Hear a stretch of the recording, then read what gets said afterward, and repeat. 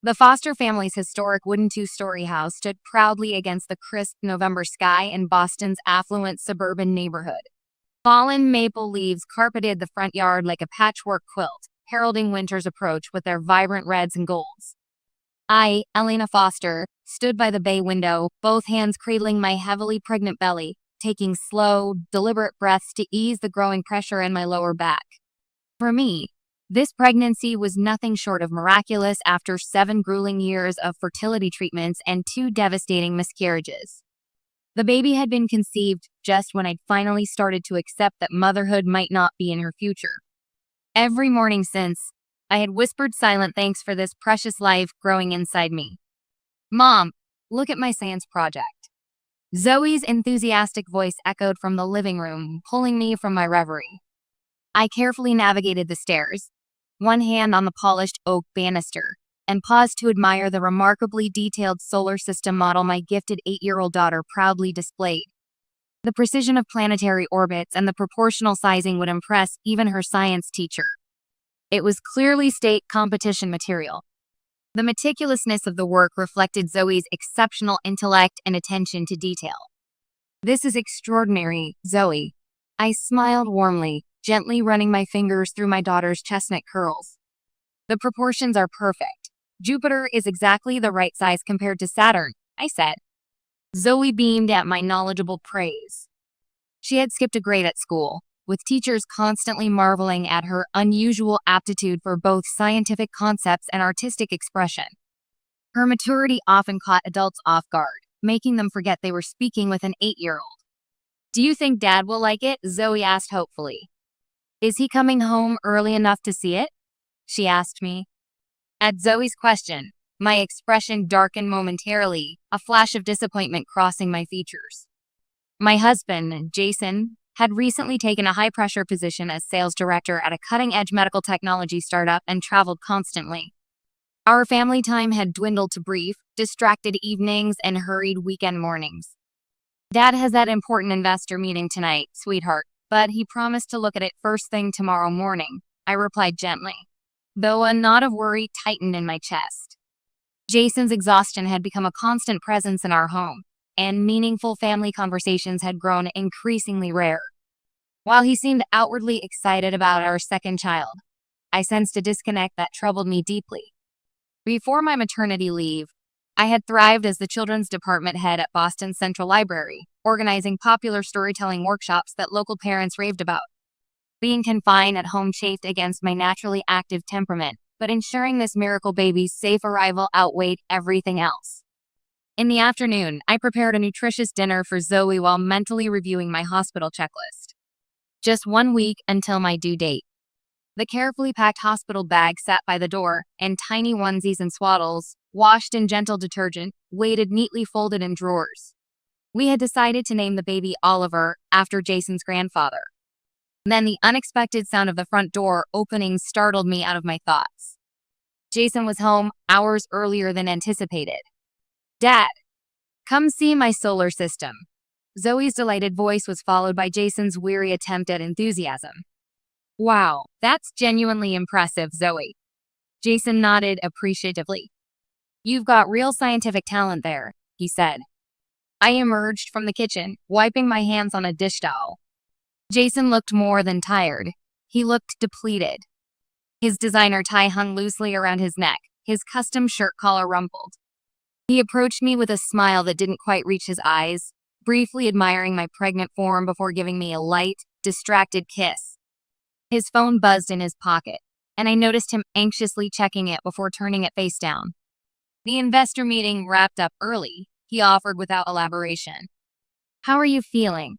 Jason asked, his tone suggesting obligation rather than genuine concern. "Any contractions?"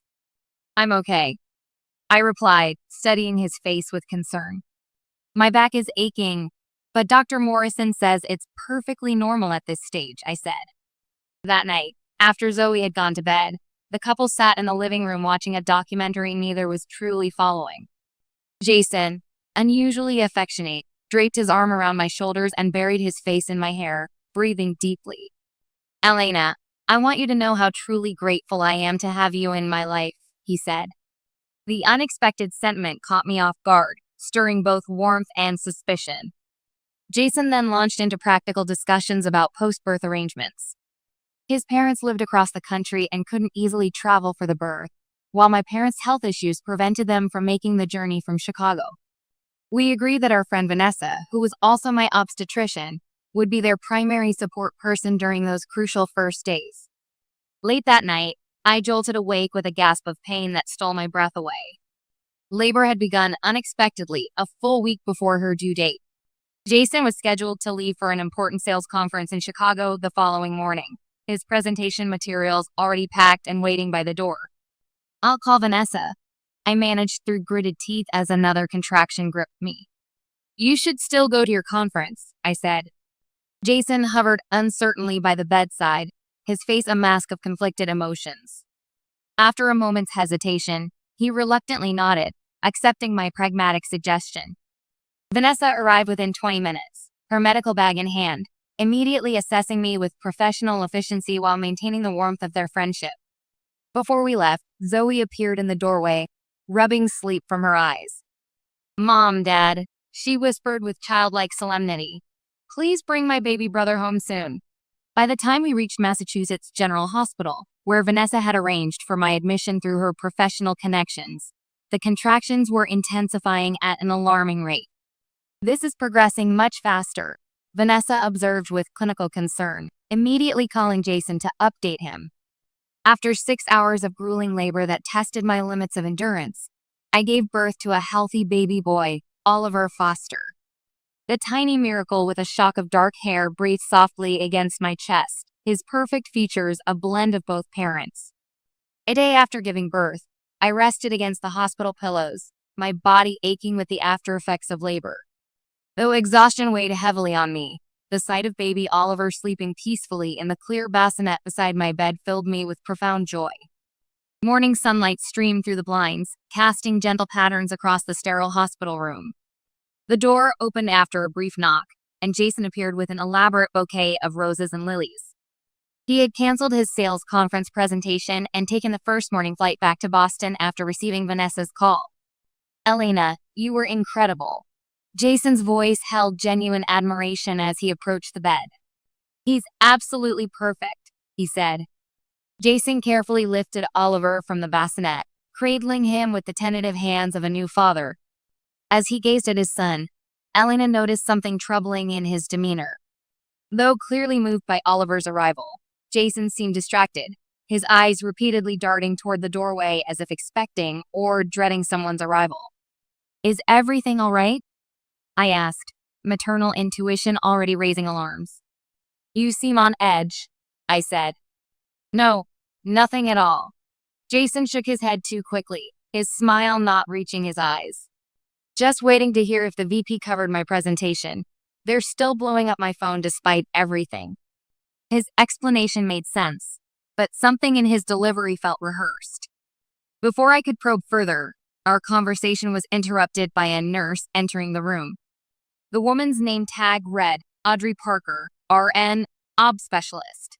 She moved with practiced efficiency, her smile overly bright as she began checking my vitals.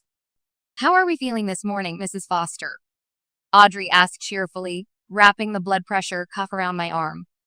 "Has the post-delivery discomfort subsided at all?" she asked. As she spoke, Audrey flashed a warm smile at Jason, who barely acknowledged her with a tight nod before quickly averting his gaze. "It's manageable, better than yesterday," I replied carefully, watching the interaction with growing unease. Audrey checked the 4-line and produced a small paper cup containing a white pill. "This is the pain medication Dr. Morrison prescribed." Her voice was professionally pleasant. "It works best if taken with plenty of water." I swallowed the pill obediently, and Audrey made several notes in the electronic chart before departing with one last lingering glance at the baby. Jason muttered something about making an urgent work call and followed her out. Alone in the sudden quiet, I felt a wave of unnatural drowsiness crash over me with alarming intensity. This wasn't normal fatigue. The medication felt extraordinarily potent. I struggled to stay alert, fighting against heavy eyelids, but the pharmaceutical fog quickly overwhelmed my defenses. When I finally regained consciousness, a different nurse was standing by the window, gently rocking Oliver in her arms. "Oh good, you're awake," the unfamiliar nurse smiled kindly. "Your little one was getting hungry, so I've been keeping him comfortable." I squinted at the wall clock in confusion. It was already past noon. I had been unconscious for nearly 4 hours. "That medication hit me like a freight train," I murmured, my thoughts still foggy and disjointed. "That seems unusually strong for a standard painkiller," I said. "Yes, Nurse Parker noted your sensitivity in your chart," the nurse replied, carefully transferring Oliver to my waiting arms. "We'll definitely adjust the dosage going forward." That afternoon, I experienced a frightening shift in my condition. Sudden nausea twisted my stomach while my heart hammered erratically in my chest. Alarmed, I pressed the call button, and within moments Audrey reappeared, her expression professionally concerned. "What's happening?" Audrey asked, immediately reaching for my wrist to check my pulse. "I suddenly feel sick and my heart is racing," I explained, trying to calm my breathing.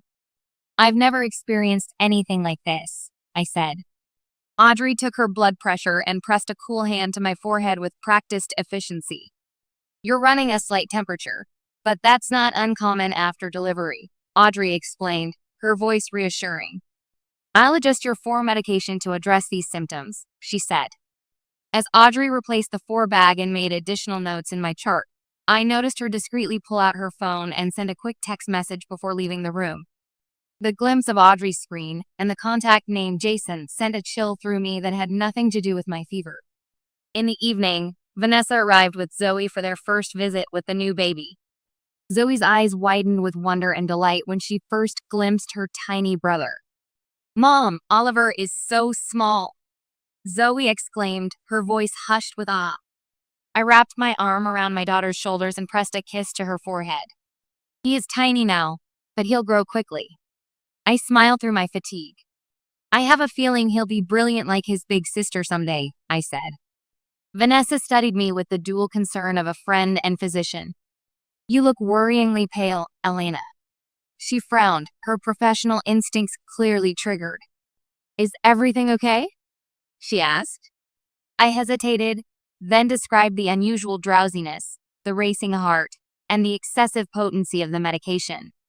Vanessa's expression shifted from concern to alarm. "That doesn't sound right at all." She shook her head firmly. "I should review your chart and speak with the attending physician." Before Vanessa could say more, Audrey swept into the room with perfect timing, her demeanor unnaturally cheerful as she focused on Zoe. "Well, you must be Zoe," Audrey exclaimed with exaggerated warmth. "I've heard so many wonderful things about you from your mother, especially about your amazing science project." I tensed, immediately aware that I had never mentioned Zoe's project to any hospital staff. A warning prickled at the back of my neck as I watched Zoe shrink back slightly, instinctively pressing closer to my side. "I don't recognize this nurse," Zoe whispered, her voice barely audible. "She scares me," Zoe said.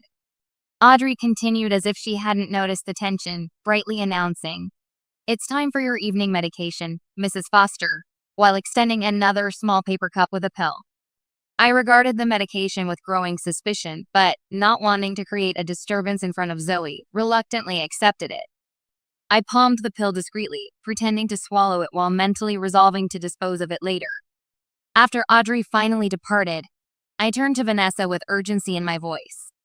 "Did you notice something off about that nurse?" I asked quietly. "How did she know about Zoe's science project?" Vanessa agreed, her medical professionalism now fully engaged. "That was distinctly odd. She shouldn't have access to personal details like that," I said. Zoe excused herself momentarily, claiming she needed to find a water fountain. When she returned a few minutes later, her expression had transformed into one of worried determination. Once Vanessa stepped out to grab dinner from the hospital cafeteria, Zoe approached my bedside with the serious demeanor that made her seem so much older than her 8 years. "Mom," she whispered, leaning in close. "I've seen that nurse with Dad before." My heart constricted painfully, my worst suspicions crystallizing into reality. "What do you mean, Zoe?"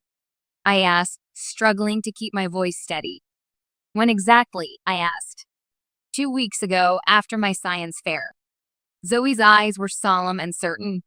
Dad was supposed to take me for ice cream to celebrate my first place ribbon.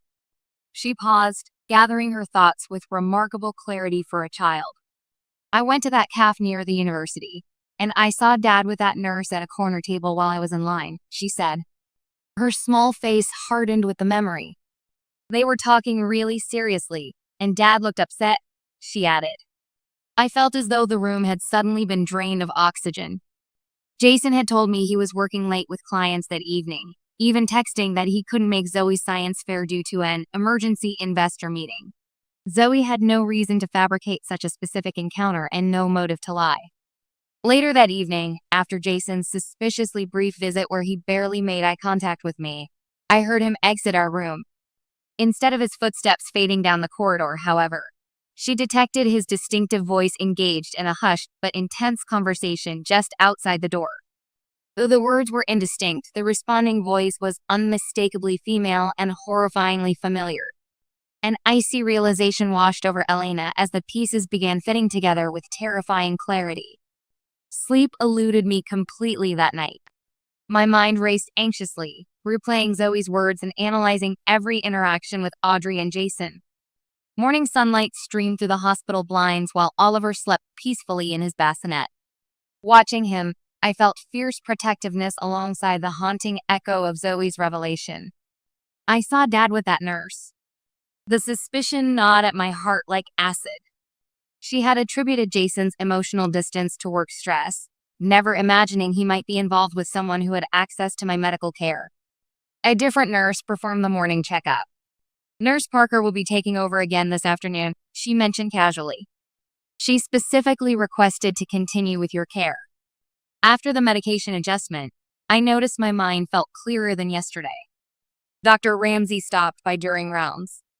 Though pleased with my recovery, he frowned at the notes about my fever and palpitations. I'd like to run additional blood tests, he said decisively.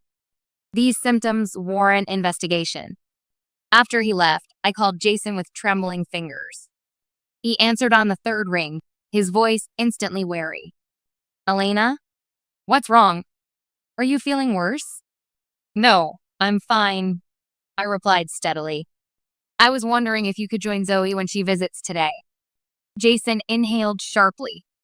That's going to be difficult, he replied too quickly. I have an investor meeting that can't be rescheduled. I understand. I couldn't hide my disappointment. We'll talk later, I said. After hanging up, I stared blankly at the ceiling. Was my suspicion justified, or was this postpartum paranoia? At noon, Audrey entered with a lunch tray and medication, her smile not reaching her cold, calculating eyes. I brought something special today, she announced, holding up an unmarked pill alongside the regular medication. The doctor prescribed this antibiotic to prevent infection, she said. I stared at the unfamiliar pill with growing unease. Dr. Ramsey had mentioned nothing about antibiotics during his morning examination. Did my doctor specifically order this? I asked, keeping my tone merely curious. Audrey hesitated fractionally. Yes, of course, she recovered smoothly. It's recorded in your chart, she said. Elena took the pill with apparent compliance. I think I'll take this after eating, I said, setting it aside. My stomach feels sensitive. Annoyance flashed across Audrey's face before she composed herself. All right then, she replied, her tone slightly clipped. I'll check back later, she said. The moment Audrey left, I quickly hid the suspicious pill in my bedside drawer, alarmed by my own instincts. At 2 p.m., Vanessa arrived with Zoe, who clutched a handmade card decorated with stars. I embraced my daughter tightly, drawing strength from the contact. Mom, are you really okay? Zoe asked, her eyes studying my face with concern beyond her years. You look worried, she said. I'm just tired, sweetheart.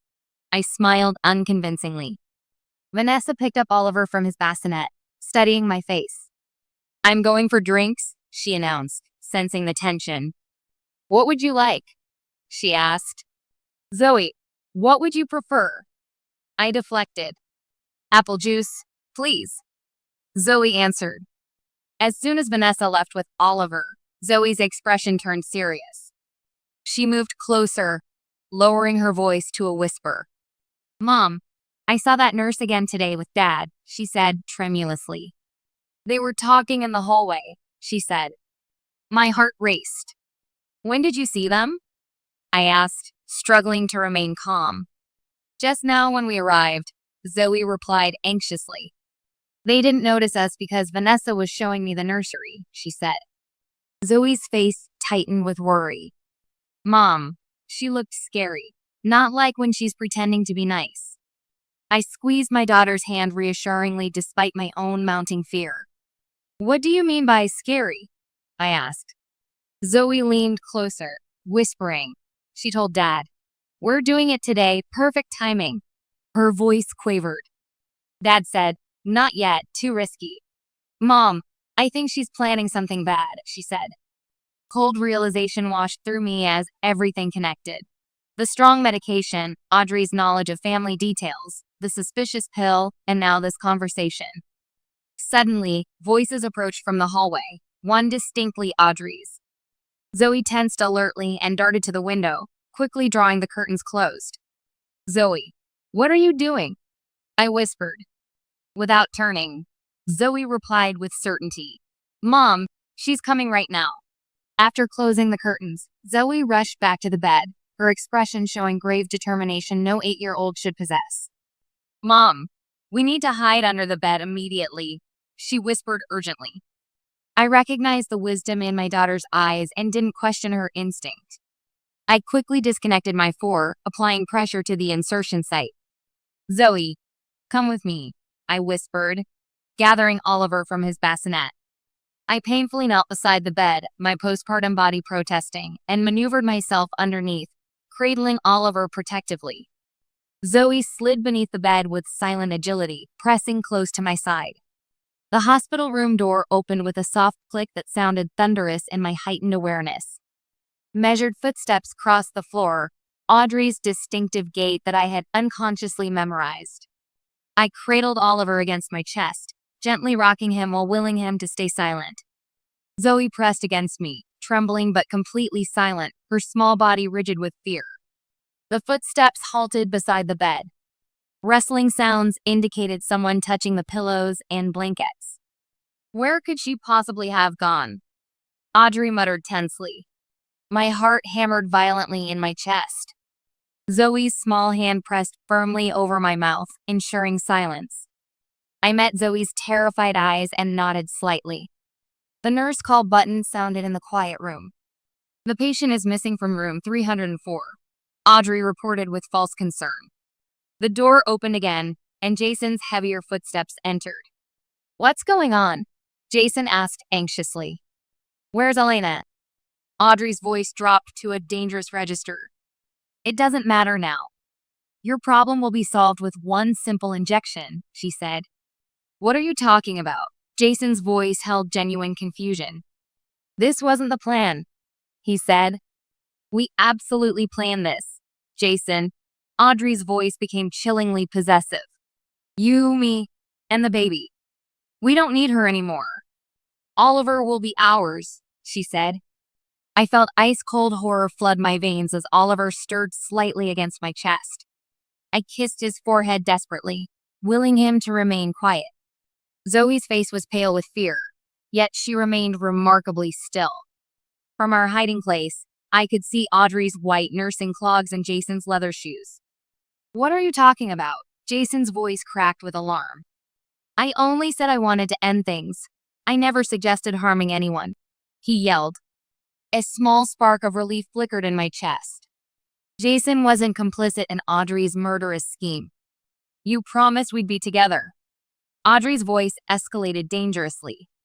Zoe carefully pointed to the emergency call button on my wristband. I nodded, understanding their silent, desperate plan. If she were gone, we could be a real family, Audrey continued manically. Have you lost your mind? Jason's voice shook with horror. I would never want Elena or my children harmed. Never, he said. Under the bed, I drew my silently weeping daughter closer.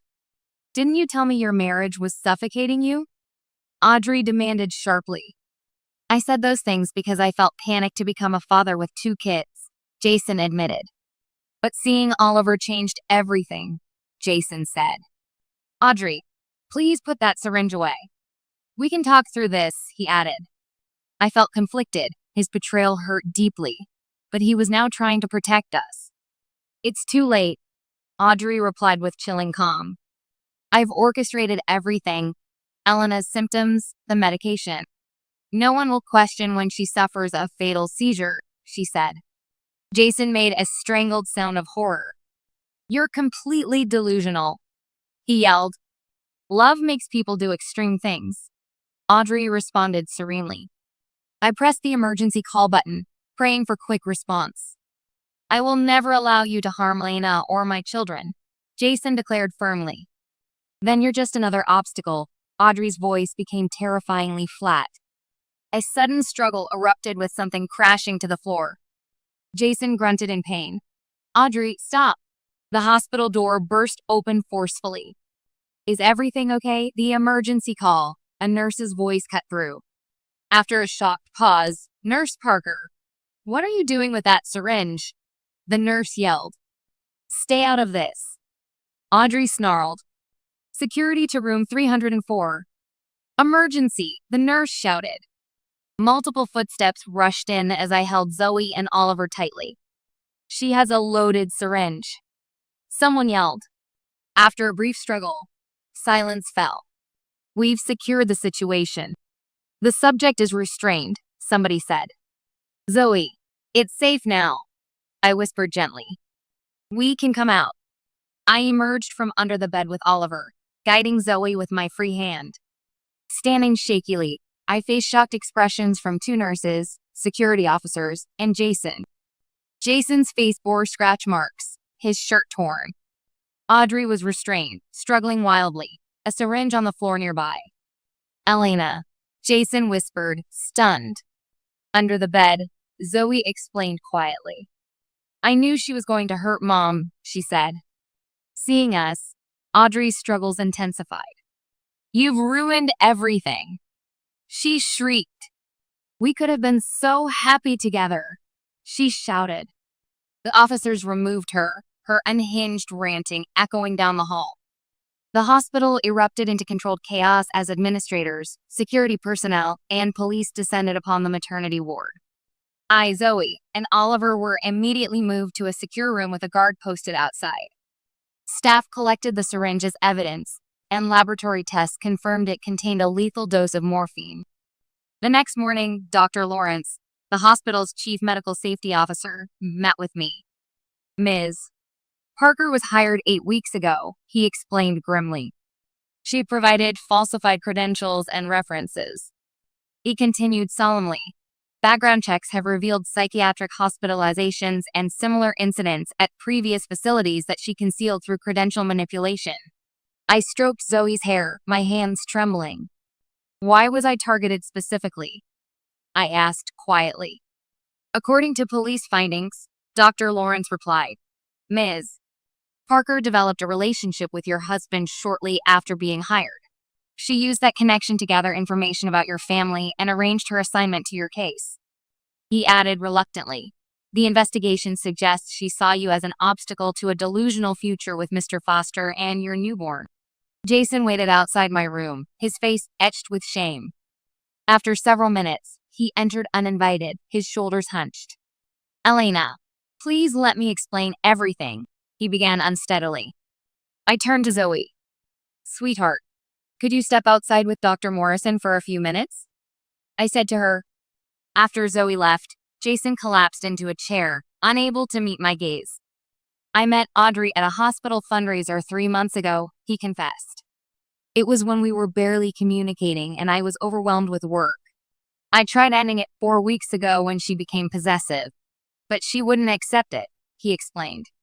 He finally looked up. I never imagined she was capable of something so monstrous, he said. Your selfish choices nearly cost our children their mother, I replied with unnatural calm. Jason flinched visibly. I know, his voice broke. I don't expect forgiveness.